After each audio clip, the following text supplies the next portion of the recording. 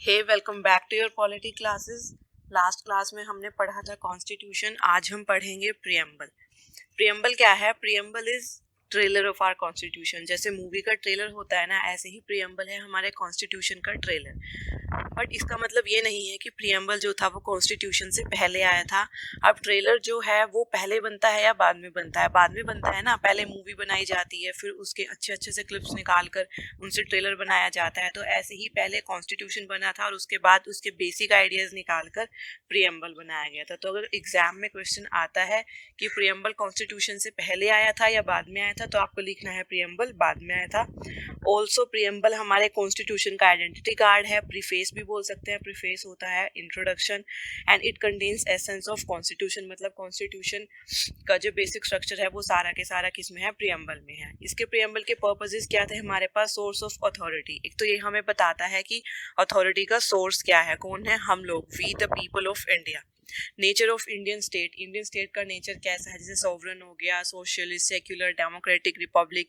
Then objectives of constitution, justice, liberty, equality, fraternity. ये है objectives of constitution. ये है प्रियम्बल। ये प्रियम्बल वो है जो ओरिजिनली बनाया गया था, जो 26 जनवरी 1950 को एनफोर्स जब कॉन्स्टिट्यूशन हुआ था हमारा, उसके साथ जो प्रियम्बल आया था ये वो वाला है। कुछ कीवर्ड्स हैं जो इसमें नहीं है क्योंकि वो कीवर्ड्स बाद में ऐड किए थे 42nd अमेंडमेंट एक्ट 1976 के थ्रू। अभी जो प्रेजेंट प्रियम्बल है वो भी मैं आपको दिखाऊंगी। Next is status of preamble. Preamble का स्टेटस क्या है अभी हमारी कंट्री में? हमारे पास इसके दो व्यूज थे। एक था ट्रेडिशनल जो पहले था और एक मॉडर्न जो अभी है। ट्रेडिशनल व्यूज में क्या है? Preamble is not a necessary part but an ornamental part. ये कोई नेसेसरी पार्ट नहीं है, इसे हटा भी देंगे तो भी कोई फर्क नहीं पड़ेगा। ये सिर्फ एक ऑर्नामेंटल पार्ट है, मतलब कि सिर्फ डेकोरेशन के लिए यूज हो सकता है। मॉडर्न व्यू क्या है? Preamble is part of constitution. Preamble जो है वो कॉन्स्टिट्यूशन का पार्ट है and subject to amendment by the parliament. और अमेंडमेंट हो सकता है इसमें पार्लियामेंट के through. Next we have is evolution of views. ये जो दो व्यूज थे हमारे पास प्रियम्बल से related, traditional view and then modern view, इनका एवोल्यूशन कैसे हुआ उसमें हमने 3 केस पढ़ने हैं। First one is बेरुबरी union case 1960। ये जो केस था इसमें हमारे पास 4 ऑब्जर्वेशन थी। जो 2 ऑब्जर्वेशन थी वो प्रियम्बल के कॉन्स्टिट्यूशन का पार्ट होने के फेवर में थी और जो 2 ऑब्जर्वेशन थी वो इसके अगेंस्ट थी। 2 ऑब्जर्वेशन जो इसके फेवर में थी वो कौन सी थी? It is a key to the minds of the makers of constitution. ये कॉन्स्टिट्यूशन मेकर्स के माइंड की था। किस लिए? क्योंकि प्रियम्बल में सब बेसिक स्ट्रक्चर लिखा हुआ था जो हमारे कॉन्स्टिट्यूशन में है, तो हम पता लगा सकते हैं कि हमारे कॉन्स्टिट्यूशन मेकर्स जो थे वो क्या सोचते थे। Can be use for interpretation of articles. बहुत सारे आर्टिकल्स ऐसे होते हैं जिनका डबल मीनिंग निकल सकता है, तो उनकी इंटरप्रिटेशन के लिए हम प्रियम्बल का यूज कर सकते हैं। It is not the source to prohibit the power. अब इसके अगेंस्ट में क्या आर्ग्यूमेंट है कि ये पावर प्रोहिबिट करने के लिए यूज नहीं किया जा सकता। कॉन्स्टिट्यूशन में आर्टिकल्स लिखे हुए हैं जो स्टेट और गवर्नमेंट की पावर को रेस्ट्रिक्ट करते हैं, बट प्रियम्बल का कोई भी वर्ड, कुछ भी गवर्नमेंट की पावर को रेस्ट्रिक्ट करने के लिए यूज नहीं किया जा सकता। Not enforceable in a court of law. Constitution में जितने भी आर्टिकल लिखे हैं वो सब कोर्ट ऑफ लॉ में एनफोर्सिएबल हैं, हम उनके लिए कोर्ट जा सकते हैं, बट प्रियम्बल में जो भी लिखा है हम उसके लिए कोर्ट में नहीं जा सकते। सो कंक्लूजन क्या निकाला गया उस केस में? That preamble is not a part of constitution. Preamble constitution का पार्ट नहीं है। Next case is Kesavananda Bharati case 1973। ये आज तक का सबसे इम्पोर्टेंट केस है इंडिया का। ये केस जो है बहुत सारी जगह पे आने वाला है अभी आपका आगे, तो इसको है थोड़ा सा गूगल पे निकाल के डिटेल में पढ़ लेना इस केस में क्या क्या हुआ था। इसमें क्या ऑब्जर्व किया गया? Constitution can be read and interpreted in the light of grand and noble vision express in preamble.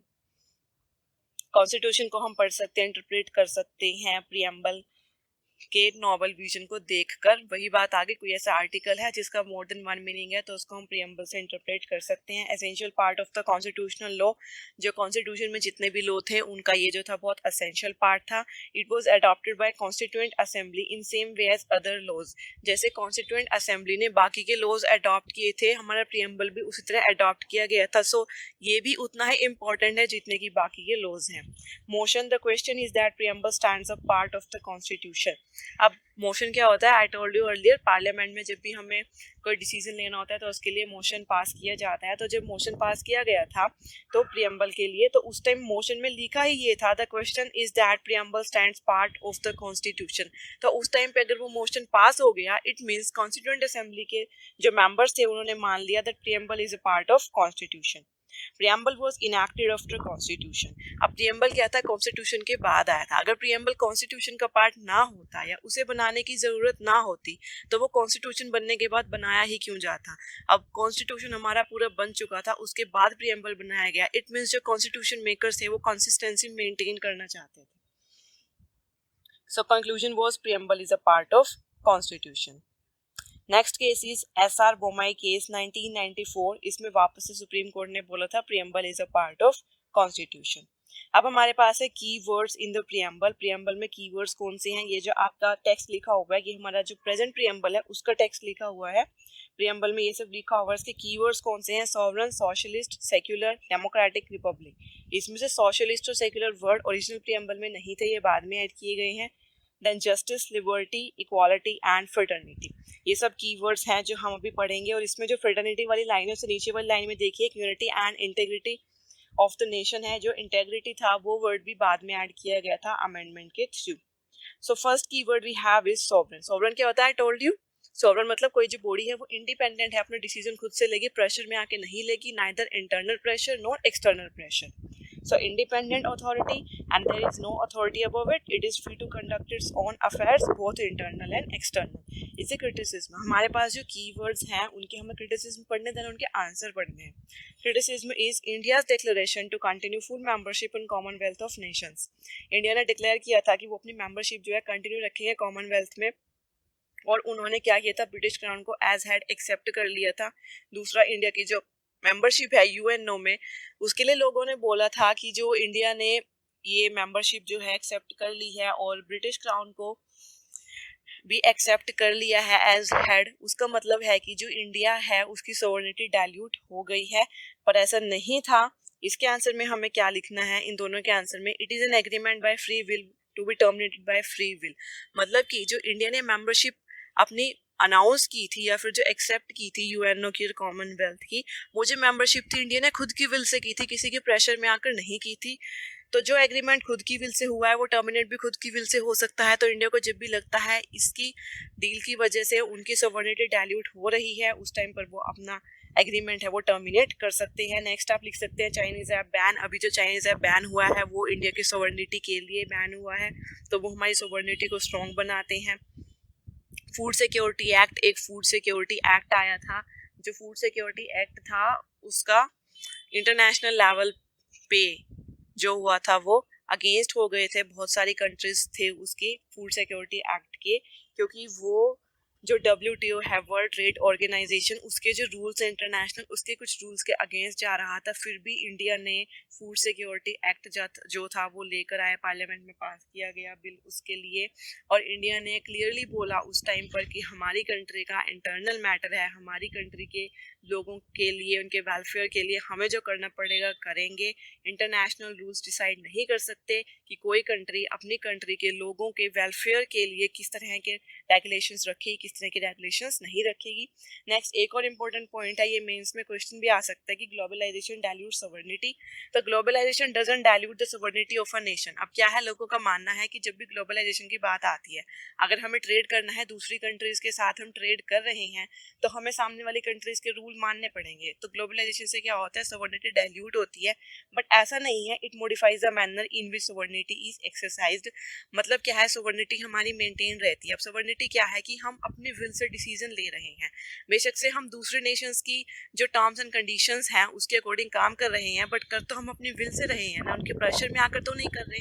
हम जिस टाइम चाहे वो डील कैंसिल कर सकते हैं। तो सोवरेनिटी वो डाइल्यूट नहीं होती, सिर्फ सोवरेनिटी को एक्सरसाइज करने का जो तरीका है वो चेंज हो जाता है। नेक्स्ट कीवर्ड ही सोशलिस्ट। सोशलिस्ट क्या होता है, inequality of status, income and standards of life. Status की इनइक्वालिटी, इनकम की और स्टैंडर्ड्स ऑफ लाइफ, ये सब एब्सेंट होने चाहिए। Absence of inequality of status income and standards of life. And this term was introduced by 42nd Amendment Act 1976, वही मैंने बताया था. अब हमारे कॉन्स्टिट्यूशन में कहाँ लिखे हुए हैं जिसको देखकर हमारे प्रीएम्बल को अमेंड करना पड़ा ये वर्ड ऐड करने के लिए. हमारे कॉन्स्टिट्यूशन में बताया था ना मैंने, डीपीएसपी 3 टाइप के होते हैं, socialistic, Gandhian and liberal intellectual. तो सोशलिस्टिक जो डीपीएसपीज हैं उससे पता चलता है दैट हमारे इंडिया का जो नेचर है वो सोशलिस्टिक है, तो उससे प्रीएम्बल में वर्ड ऐड करना ज़रूरी था, इसलिए किया गया. अब जो लोग इसके अगेंस्ट है, इसके अगेंस्ट में क्या आर्ग्यूमेंट देते हैं. नियो लिबरल इकोनॉमिक पॉलिसी 1991 में नियो लिबरल इकोनॉमिक पॉलिसी थी जिसको अडॉप्ट कर लिया गया था, जिसके अंडर क्या कर लिया गया था कि उसकी वजह से क्या हुआ, प्राइवेटाइजेशन हो गया. मतलब कि बहुत सारी जो प्राइवेट फर्म्स थी उनको फ़ायदा हुआ था. प्राइवेटाइजेशन नेक्स्ट पॉइंट वही है कि जो प्राइवेट फर्म है उनको फ़ायदा होता है. ऐसा क्यों होता है कि मान लो आपकी जो प्रॉपर्टी है वो गवर्नमेंट ने एक्वायर कर ली है, और आज के टाइम में आप देख रहे हैं बहुत सारी चीज़ें ऐसी हैं जो गवर्नमेंट के स्फेयर के अंदर आती हैं, बट वो सब चीज़ें जो हैं प्राइवेट फर्म को दी जा रही हैं कंट्रोल करने के लिए. तो बेसिकली क्या होता जा रहा है, उससे कुछ लोगों को बेनिफिट मिल रहा है, जो कुछ रिच लोग हैं, कुछ 1-2 लोग हैं कंपनी वाले, उनको फ़ायदा मिल रहा है. तो न्यू लिबरल इकोनॉमिक पॉलिसी से ये हुआ था, और प्राइवेटाइजेशन भी यही है कि बहुत सारी चीज़ें ऐसी है जो गवर्नमेंट को कंट्रोल करनी चाहिए बट वो प्राइवेट फर्म को देने की वजह से प्राइवेटाइजेशन होता जा रहा है. जॉबलेस ग्रोथ, हमारी कंट्री में जो ग्रोथ हो रही है वो जॉबलेस हो रही है. ऑल्दो बहुत सारी चीज़ें हैं जो इम्प्रूव हो रही हैं, बट जो जॉब है वो बहुत कम मिल रही है हमारे कंट्री के यूथ को. मास पॉवर्टी, हमारी कंट्री में पॉवर्टी बहुत ज़्यादा है, तो इनइक्वालिटी है, ऐसा नहीं है कि इनइक्वालिटी नहीं है. अब इसके फेवर में क्या आर्ग्यूमेंट है, ऑल्दो न्यू लिबरल पॉलिसी जो थी वो अडॉप्ट कर ली गई थी बट उसकी कुछ लिमिटेशंस भी थी जो लोगों को ध्यान में रखते हुए रखी गई थी. Article 31 repeal. आर्टिकल 31 में क्या था कि जो गवर्नमेंट है वो किसी की भी प्रॉपर्टी एक्वायर कर सकती है, बट उसे वो प्रॉपर्टी एक्वायर करने के लिए कॉम्पनसेशन देना होगा प्राइवेट फर्म्स को जिसकी वो प्रॉपर्टी एक्वायर करेगी. तो वो कंपनसेशन ना देना पड़े इसके लिए आर्टिकल 31 रिपील कर दिया गया था. इससे क्या होगा, जो प्राइवेट फर्म्स है उनकी पावर लो हो जाएगी. Inclusive growth. इंक्लूसिव ग्रोथ क्या होती है, हमने ग्रोथ होती है एक तो कि ग्रोथ हो रही है कुछ सेक्टर्स में. इंक्लूसिव ग्रोथ क्या होती है कि सभी सेक्टर्स में ग्रोथ हो रही है. ऐसा नहीं है कि सिर्फ कुछ फ्रैक्शंस ऑफ लोगों की जो है ग्रोथ हो रही है, बट सभी लोग जो पुअर हैं, मिडिल क्लास हैं, सबकी ग्रोथ हो रही है. तो हमारे जो कंट्री में ग्रोथ है वो इंक्लूसिव ग्रोथ है. उसके बाद है democratic socialism. Socialism achieved by democracy. हमारी कंट्री में जो सोशलिज्म है वो डेमोक्रेटिक सोशलिज्म है. मतलब कि हमारी कंट्री जो है डेमोक्रेटिक कंट्री है और डेमोक्रेसी की वजह से सोशलिज्म आया है. एक सोशलिज्म होता है कम्युनिज्म सोशलिज्म. उसमें क्या होता है हमारे पास कि कोई भी इंसान है, सपोज आपके पास जो है 5 किले ज़मीन है या फिर आपके पास कितने भी प्लॉट्स हैं, 5 प्लॉट्स है, कोई पर्सन जो है उसके पास 1 प्लॉट है, तो आपकी प्रॉपर्टी उसकी प्रॉपर्टी जो है वो गवर्नमेंट एक्वायर कर लेगी. ना किसी के पास ज़्यादा प्रॉपर्टी होगी, ना किसी के पास कम प्रॉपर्टी होगी. अब एक तरह से देखा जाए ये जो है अच्छी चीज़ है. इसको क्लासलेस सिस्टम बोलते हैं कि कोई क्लास नहीं होगी, हाई क्लास नहीं होगी, लो क्लास नहीं होगी. पर आप एक बात सोच कर देखिए, सपोज आपके पास 1 प्लॉट है. अब आपको पता है अगर आपके पास 2 प्लॉट आ गए तो गवर्नमेंट उसको एक्वायर कर लेगी. तो क्या आप हार्ड वर्क करेंगे दूसरे प्लॉट के लिए? बिल्कुल भी नहीं करेंगे. तो फिर कौन हार्ड वर्क करेगा ज़्यादा पैसे कमाने के लिए? तो इस वजह से उस चीज़ को बैलेंस करने के लिए हमारे पास क्या है, डेमोक्रेटिक सोशलिज्म है, कम्युनिज्म सोशलिज्म नहीं है. Next keyword is secular. Secular you know, secular को हिंदी में क्या बोलते हैं, धर्मनिरपेक्ष. लिखते थे ना हिंदी कैसे में कि भारत एक धर्मनिरपेक्ष देश है. ये टर्म भी 42nd अमेंडमेंट एक्ट 1976 से ऐड की गई थी. और जो सेक्युलरिज्म है ये हमारे कॉन्स्टिट्यूशन में कहा था आर्टिकल 25 से 28 तक, जिसके बाद ये डिसाइड किया गया कि इंडिया का जो नेचर है वो सेक्युलरिज्म पे भी बेस है, तो हमें सेक्युलर वर्ड भी ऐड करना चाहिए. देन इसमें क्या होता है सेक्युलर के अंडर की not favouring any particular religion, की हमारी जो कंट्री है वो किसी पर्टिकुलर रिलीजन को फेवर नहीं करेगी. सेक्युलरिज्म क्या थे, India has adopted positive secularism. अब सेक्युलरिज्म 2 टाइप का होता है, पॉजिटिव एंड नेगेटिव. हमारे इंडिया में पॉजिटिव है और वेस्ट कंट्रीज में नेगेटिव सेक्युलरिज्म है.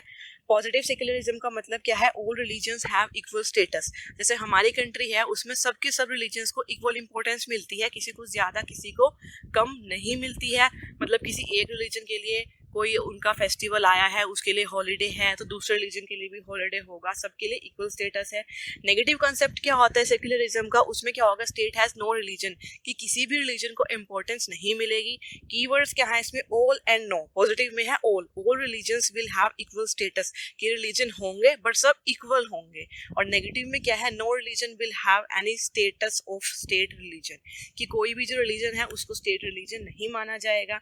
ये क्रिटिसिज्म में क्यों रखा गया है पॉइंट, क्योंकि as compare to eastern countries, western countries में रिलीजन के बेस पर जो है बहुत कम राइट्स होते हैं। इसकी वजह से ये माना जाता है कि नेगेटिव कॉन्सेप्ट ऑफ सेक्युलरिज्म जो है वो ज़्यादा सक्सेसफुल है। तो ये जो था वो क्रिटिसिज्म था। अगर हम इसके फेवर की बात करें तो we have article 14 and 15। Article 14 equality की बात करता है और आर्टिकल 15 जो है वो स्पेसिफिकली लिखता है कि no person shall be discriminated on the base of religion, race, caste, sex etcetera. उसमें रिलीजन वर्ड है। तो हमारी जो कंट्री है उसके आर्टिकल 14 और 15 से ये शो होता है कि हमारी कंट्री एक सेक्युलर कंट्री है। देन आर्टिकल 25 to 28 इंश्योर करते हैं कि जो स्टेट और उसके इंस्टीट्यूशंस हैं उनसे किसी भी तरह की इम्पार्शियलिटी ना हो, वो इम्पार्शियल रहे। Article 25 to 28। Then religion is subordinate to state. जो रिलीजन है हमारा वो स्टेट से नीचे आता है। जो स्टेट है वो रिलीजन के अफेयर्स में इंटरफेयर कर सकती है सोशल रिफॉर्म करने के लिए। इसका अब रिसेंट का एग्जांपल है, सुप्रीम कोर्ट ने बोला था state can regulate minority institutions. जो हमारा आर्टिकल 29 और 29-30 है उसमें क्या लिखा गया है, माइनॉरिटी के इंटरेस्ट को प्रोटेक्ट करने के लिए उन्हें बोला गया था कि वो अपने इंस्टीट्यूशन खुद से रन कर सकते हैं। बट अभी सुप्रीम कोर्ट ने बोला कि स्टेट जो है इंटरफेयर कर सकती है, उसमें रेगुलेट कर सकती है फॉर वेलफेयर ऑफ पीपल। ये किस लिए हुआ था, जो स्टेट था वो चाह रहा था कि जो माइनॉरिटी इंस्टीट्यूशंस हैं उसमें जो टीचर्स हैं वो स्टेट लगाए। वो किस लिए, so that better quality of education मिल सके बच्चों को। तो बेटर क्वालिटी ऑफ एजुकेशन देने के लिए अच्छे टीचर्स का होना ज़रूरी है। तो अगर स्टेट वो प्रोवाइड कर सकता है तो स्टेट क्यों नहीं इंटरफेयर करेगा, बिल्कुल करेगा। और ये कौन सा केस था, TMA पाई फाउंडेशन केस। ये आप लिख लेना, एग्जाम्पल नोट कर लेना जरूरी है। Next keyword is democratic. Democratic क्या होता है, रिप्रेजेंटेशन ऑफ पीपल। सबसे पहले तो लोगों का रिप्रेजेंटेशन हो। हमारी कंट्री में वो है रिस्पॉन्सिबल गवर्नमेंट। जो गवर्नमेंट है वो रिस्पॉन्सिबल हो, गवर्नमेंट को जवाब देना पड़ता है। अगर कोई भी ऐसा वो लॉ बना देती है जिस लॉ के अगेंस्ट जो है हम लोग हो जाते हैं, तो गवर्नमेंट को पार्लियामेंट में आकर या किसी भी तरह की कॉन्फ्रेंस करके उसका जवाब देना पड़ता है कि वो लॉ क्यों बनाया गया है। Then accountability of council of minister to the legislature. जो काउंसिल ऑफ मिनिस्टर्स हैं, जो सब लोग मिलके कोई लॉ पास करते हैं, उनकी अकाउंटेबिलिटी होती है लेजिस्लेचर के लिए। किसी भी टाइम पे अगर बाकी के मिनिस्टर्स को, जो कि काउंसिल ऑफ मिनिस्टर्स का हिस्सा नहीं है, उन्हें ऐसा लगता है कि काउंसिल ऑफ मिनिस्टर सही नहीं जा रहा, तो वो उनके अगेंस्ट वोट आउट कर सकते हैं और उससे काउंसिल ऑफ मिनिस्टर्स हैं जिसे सरकार गिरना कह देते हैं, वो हो जाता है, वो डिसोल्व हो जाती है फिर। देन टाइप्स इसकी क्या है, direct and indirect based on exercise of power by people. जो पीपल है, जो लोग हैं, उनकी जो पावर है वो किस तरह से उसको एक्सरसाइज करते हैं, उसके बेस पर डायरेक्ट एंड इनडायरेक्ट दो टाइप की डेमोक्रेसी है हमारे पास। डायरेक्ट में क्या होगा, पीपल जो है, लोग हैं, अपनी जो पावर है वो डायरेक्टली एक्सरसाइज करेंगे। एग्जाम्पल स्विट्जरलैंड, ये बहुत रेयर एग्जाम्पल है, और भी बहुत एग्जाम्पल्स हैं, बट कुछ ऐसे हैं जो पास्ट में थे अब चेंज हो गए हैं। सबसे इंपॉर्टेंट और रेयर एग्जांपल है Switzerland. Then next is indirect. People exercise their power indirectly. वो इनडायरेक्टली पावर जो अपनी एक्सरसाइज करते हैं वो क्या करते हैं, अपने रिप्रेजेंटेटिव्स चूज करते हैं। जैसे इंडिया, फ्रांस, ऑस्ट्रेलिया, कनाडा, अब वो अपने रिप्रेजेंटेटिव चूज कर रहे हैं, तो इसलिए इनडायरेक्ट डेमोक्रेसी को हम रिप्रेजेंटेटिव डेमोक्रेसी भी बोल देते हैं। अब आगे जो इनडायरेक्ट डेमोक्रेसी है वो भी दो टाइप की होती है, पार्लियामेंट एंड प्रेसिडेंशियल, जिसमें पार्लियामेंट इंपॉर्टेंट होगी, कैबिनेट ऑफ मिनिस्टर्स रिस्पॉन्सिबल होंगे, तो उसमें क्या होगा, पार्लियामेंट्री फॉर्म ऑफ गवर्नमेंट होगी। प्रेसिडेंशियल में क्या होगा, जो कैबिनेट ऑफ मिनिस्टर्स हैं वो रिस्पॉन्सिबल नहीं होते, एग्जीक्यूटिव और लेजिस्लेचर दो अलग अलग होते हैं, तो वो इनडायरेक्ट के टाइप हो गए। देन और इसके टाइप हैं वो क्या है, पॉलिटिकल, सोशल एंड इकोनॉमिक। जो पहले हमने टाइप पढ़े थे वो लोग अपनी पावर कैसे एक्सरसाइज करते हैं उसके बेस पे पढ़े थे। ये जो टाइप है political, social and economic. Political democracy क्या होती है, equal participation of people in politics.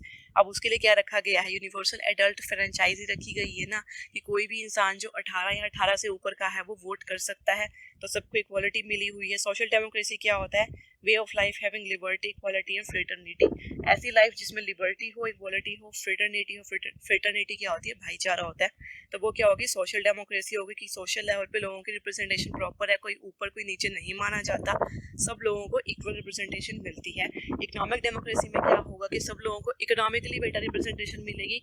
ऐसा नहीं है कुछ फिक्स्ड फ्रैक्शन ऑफ पीपल को ज़्यादा वेजेस मिलेंगे, कुछ को कम मिलेंगे।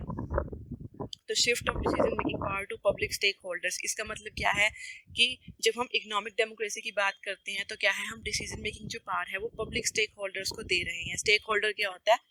स्टेक होल्डर जिसका जो है राइट होता है किसी चीज़ के ऊपर, उसका हिस्सा होता है, हिस्सेदार वो हो गया, उसको स्टेक होल्डर बोलते हैं। तो जो प्राइवेट स्टेक होल्डर है वो कुछ लोग ही होते हैं, उनके हाथ से डिसीजन लेकर पब्लिक स्टेक होल्डर्स को, मतलब कि हम लोग हो गए, कस्टमर हो गए, कि हम लोगों को क्या डिसीजन लेना है किसी पर्टिकुलर प्रोडक्ट से रिलेटेड, वो जो हम डिसीजन लेंगे हम हमारी बेटरमेंट के लिए लेंगे, तो उससे क्या होगा, ऑब्वियसली हमारी रिप्रेजेंटेशन हो जाएगी डिसीजन मेकिंग में।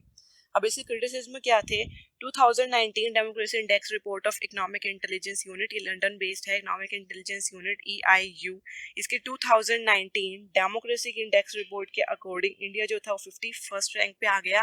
पहले ये 41st रैंक पे था, देन 10 रैंक के नीचे सरक गया, और ये कौन सी कैटेगरी में आ गया? फ्लॉड डेमोक्रेसी में। ये सब क्रिटिसिज्म है, उनके बहुत सारे जो है पैरामीटर्स है जिनके बेस पे वो देखते हैं किसी कंट्री की डेमोक्रेसी कैसी है।